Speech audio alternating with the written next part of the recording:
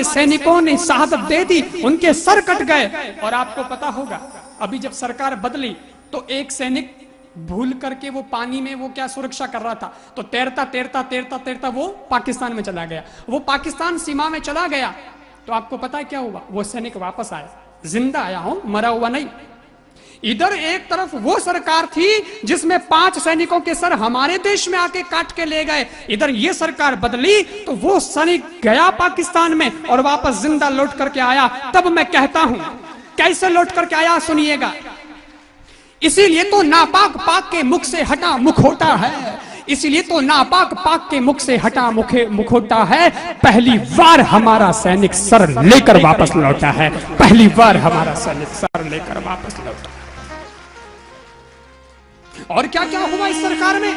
लोग कहते हैं अच्छे दिन आए कि नहीं आए, मैं बताता हूं अच्छे दिन कैसे आए। श्रीलंका ने मछुआरे छोड़े, ये भी पहली बार हुआ। श्रीलंका ने मछुआरे छोड़े, ढाका अपनी हद में है और भारत माता का जयकारा नेपाली संसद में है।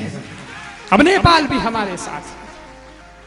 चमत्कार तो देखिए सज्जनों आप, इस दुनिया के अंदर याद रखना, इच्छा कभी किसी की पूरी नहीं होती और इच्छा शक्ति कभी किसी की अधूरी नहीं रहती। अगर कोई ठान ले तो दुश्मनों को भी दोस्त बना सकता है, और दुश्मनों को दोस्त बनाया है, उनको भी हाथ मिलाकर के कदम से कदम बढ़ाने का मौका दिया है इस वर्तमान सरकार ने। और बताऊं मैं आपको, अभी इराक का जब जमेला हुआ तो अपने यहाँ भारत की कुछ नर्सें बंधक बना दी गई थी। मैं याद करता हूं कि क्या कमाल किया मोदी जी ने। उधर सन की इराक की हठ धर्मी भी टूट गई, उधर सन की इराक की। आपको मैं बता दूं, आप सब लोग मीडिया को पढ़ते हैं, न्यूज वगैरह पढ़ते हैं, सबको पता ही होगा, फिर भी मैं आपको याद दिला दूं कि जब नर्सें नहीं छूट रही थी तो मोदी जी ने एक युद्ध पोत रवाना कर दिया था कि अगर सीधा सीधा छोड़ता है तो ठीक है, नहीं तो फिर हमारा लड़ाकू जहाज जाएगा और उसको सबक सिखाएगा। तब कहता हूं ऑर्डर दे दिया था उन्होंने, और तब कहता हूं ये सुनते ही इराक हक्का बक्का हो गया, धूचने लगा। उधर सन की इराक की हठ धर्मी भी टूट गई, मोदी ने हुंकार भरी तो बंधक नर्सें छूट गई।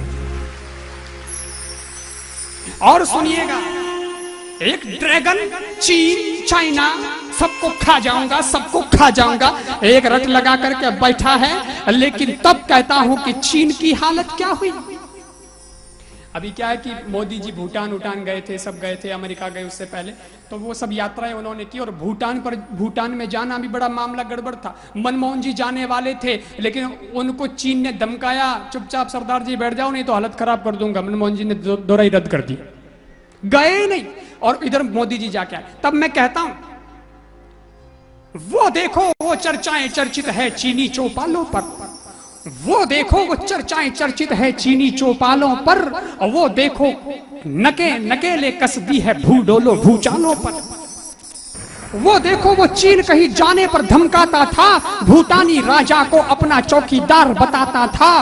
जिस ड्रैगन की धमकी के डर से मनमोहन तो मान गए, जिस ड्रैगन की धमकी से डरकर मनमोहन तो मान गए, लेकिन उसकी छाती पर चढ़कर मोदी जी भूटान गए। और जब ये सब करारा जवाब दिया गया और हिंदुस्तान के लिए जब ये अच्छे दिन हमें देखने को मिले,